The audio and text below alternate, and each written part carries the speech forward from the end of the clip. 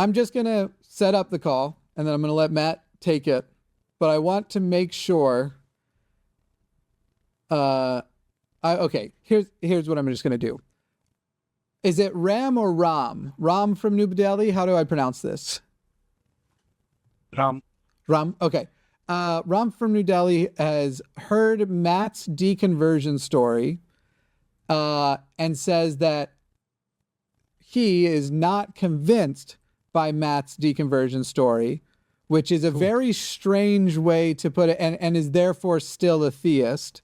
Which I have lots of questions, because I think you're inferring things from the like, it doesn't say that he's still a theist because he wasn't convinced by my story. The notes he put in before the screener changed them to be more refined did. So Ram had put. I just hung my queen. All right. So go ahead. Ram, I'd love, go ahead and set it up as you like. But I'm very interested. No, I just last time I wanted to have a conversation with Matt on his own story about how he first was a theist and then he was not. First he believed in a personal God, and then he became an atheist. So I want to understand just from Matt. That's all. What would you like to know? What happened before you were a believer? Then what happened? You started reading the texts, and let's say you don't believe in the actual Christian thing. Maybe you believe in then you started to think more abstractly about God. But then what happened? You suddenly one day said that no, there's no God. There's a lack of belief. Whatever. I've told my story dozens and dozens of times, and you're now asking me to tell you my story? I thought you called in because you weren't convinced by my story. Why would you ask me? No, no, that was wrong. I'm still talking, Ram. Ram, I'm still talking. Right. Why would you ask me what happened before I believe and after I believe, and how did I find my way out, if in fact you'd heard my story? Because I wanted to have a conversation on that with you. That's why I called. Well, but you're asking me questions that you should already know if you heard the story. So ask me a specific question. What made you finally convinced, I'm dropping God? When I realized that my beliefs didn't have sufficient evidence to warrant them. It wasn't a decision. It's not a choice. I was convinced for many years for very bad reasons. And when I found out the reasons were bad, I stopped being convinced. There's not a decision. There's not a single thing. It's if you listed the 10 reasons that you think heart disease is caused by ice cream, and then you go through those 10 reasons, and all of them are flawed, then you no longer have a justification for believing that heart disease is caused by ice cream. That's just the way reasoning works. Reasoning also is creative, tries to find out more about the world. You've stopped learning about things. At one point, you always say that this is too scientific. I can't get into the realm of it. Why not? You should read about these things. Wait, Ram. I read about these things a lot. Ram, oh my God. Ram, you're suggesting that I've stopped learning and that I don't understand science. Is that what you're saying? Yeah. Yes. Then you're a fucking idiot. No. Yes, you are a fucking idiot. Not only have I not stopped learning, I'm an obsessive. Not only have I not stopped learning, I'm an obsessive learner. When I say on the show that somebody's asking questions that go into a scientific area that I'm not particularly knowledgeable about, that's just an honest answer. Do you realize how many topics as an atheist on a call-in show I have to be nearly an expert on? And yet when I acknowledge that there are things that I am not an expert on, you want to pretend that I've stopped learning. And you want to call in to suggest that my story didn't convince you when you don't seem to know my story. And when my story doesn't exist to convince you. My story only needed to convince me. I tell this story because it's true. Because I was raised primarily a fundamentalist, evangelical, Southern Baptist, And I walked down the aisle at the age of 5 and accepted Jesus into my heart. And then I was active in the church all of my youth until I went into the Navy, where I became slightly less active.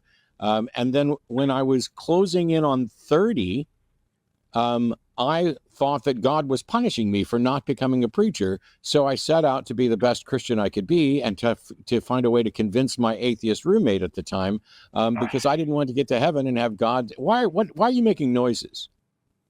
Sorry. I'm sitting here running through the whole story. And then I'm an absolutely obsessive learner, and you want to somehow pretend that I've stopped learning, that science is too difficult for me, when researching the basics of my story that you supposedly disagree with was too difficult for you. Shall we start over, Ram? I'm going to see if I'm going to try and give you some direction here. Before Matt disabused you of your notion of his not learning, was it your thought, was it your position, Ram, that when Matt became an atheist, he decided to stop learning, and that's why he did not see the reasons, the good reasons to believe in God that you have, because he was in a state of not learning? Was that your position? No, I think it must be something different. It must be too painful. What must be too painful? What must be too painful? To have the concept of God in everyday life and believing that there is a God when everything chaotic is happening. What you're suggesting is Matt doesn't believe, not because there's not a good reason to believe, but because it would be too painful for him to believe. So what is a good reason for Matt or I or anybody to believe in God, Mr. Can tell who is and isn't still in a state of learning? You must be able to enlighten us now and tell us that even if it's painful, even if it hurts to hear the truth is X, and here's why it's true. Surely you can do that, Ram. I don't believe in God because I don't believe in God because I haven't seen a good reason. Can you present a good reason? Well, when I believe in God, I feel very positive, and I'm a good person. That I'm able. Ram, I asked you for a good reason to believe in God, and you said that when you believe in God, you feel good. Is feeling good a good reason to believe something? Yes. It is. So feeling good, do you think that stalkers who believe that the person that they're in love with loves them back, do you think that makes them feel good? That's not. No, that's not good. Do you think it makes them feel good? It does make them feel good, yes. It does make them feel good. So now you're admitting that feeling good isn't a reason. It's not a demonstration that there's anything true. When I ask for a good reason, Captain Matt, stop fucking learning. Give me a good reason. So what's a good reason to believe in a God? Well, all of this goes on top of your social culture. You have no, sir. No, sir. No, sir. You don't get to. No. When I say give me a good reason to believe in God, how does all of this goes on top of? Shut up. How does all of this goes on top of your social culture? How is that a good reason for believing in God?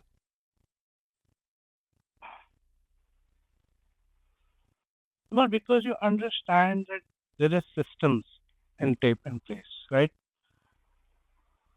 No, Ram, you're going the wrong way again. You're sitting here and going, some societies function upon the basis of a religion. So that's a reason to believe God is real. That would be a bad reason, because more societies have believed in certainly the wrong gods than the right ones, because even if there's one right God out there, the rest are all wrong. By the way, I don't think there's any right gods out there. So Ram, what's a good reason to believe that within reality, God exists? Not God is functional, that there's a function to belief in God, rather. Not societies believe in God and then they run their systems on them. What is a good reason to believe a God exists? I do understand that such a proof is very long. Where does it begin? Many years. It of course it requires. Let me say something about this. No, thought Ram, about because we've already heard this before. Matt and I got it.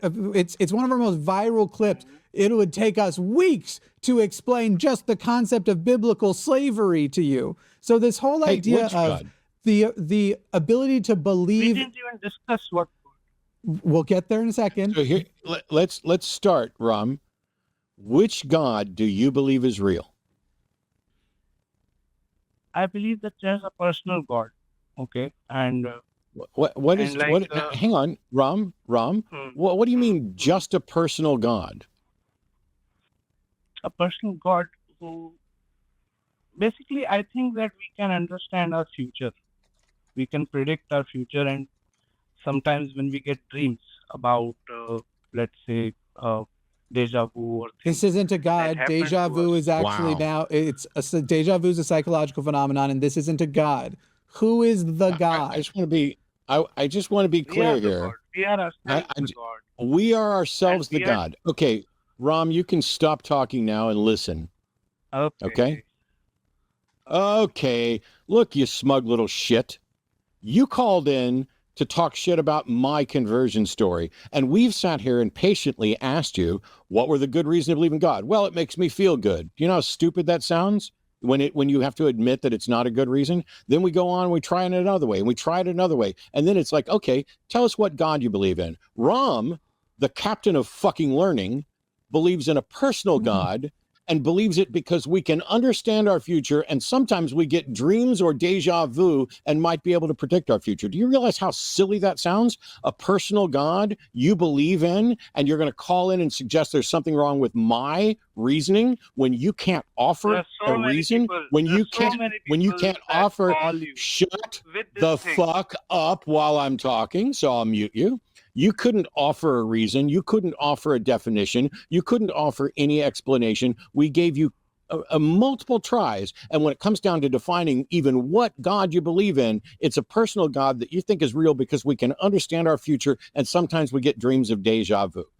Would you like to try again to actually define what it is that you believe and why you believe it and why you think somebody else should believe it? Well, I think that you often get very confrontational in your dialogue. And you always So, take so the things. answer is no. You're not Okay, going to do so the. Ram, I'm going to mute you again. I'm asking, Ram, I am giving you the opportunity in front of countless thousands of people who will watch this video to define what it is that you believe and why you think others should believe it too. And you are using that time to whine like a little bitch about whether or not I get confrontational when somebody calls in to say, my story is not convincing. I've clearly stopped learning. I'm in too much pain. Ram, I'm going to unmute you. When I do, I'd like for you to tell us a definition of the God that you believe in and why you think people should believe it. And believe me when I say that for today, this will be your last opportunity. So what God do you believe in and why should people believe it? No, man, I'm not going to tell you. And Okay, Okay, goodbye, bye. jackass. Goodbye. Well, I'm not going to tell you. remember, it said it would take years to understand that this concept, which is always a weird thing for people to say in the first place, because it's sort of like you're sort of suggesting then that even if your God exists, almost no one else should believe in him, because almost no one else will have taken years to understand a concept that you think is complex. And yet every time we dive into it, every glimpse of reasoning you have is shallow as fuck. It's really weird. All we're trying to do is tell us what you believe and why. You couldn't do either one, and all you could do was attack me and start by attacking me. Hello, everyone. I'm Jimmy Snow. I'm the executive producer of The Line, and at night I sneak into Matt Dillahunty's house and I trade his cereals for other cereals.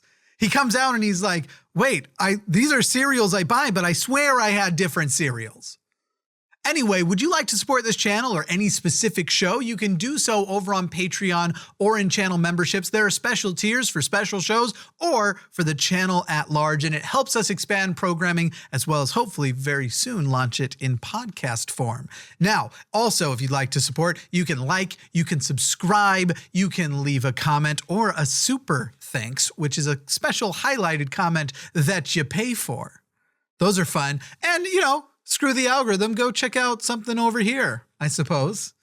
Boy, I hope I can still put those icons there, because if I can't, this is going to look really stupid. I'm going to go buy some Cocoa Puffs and switch out Matt's mini wheats now.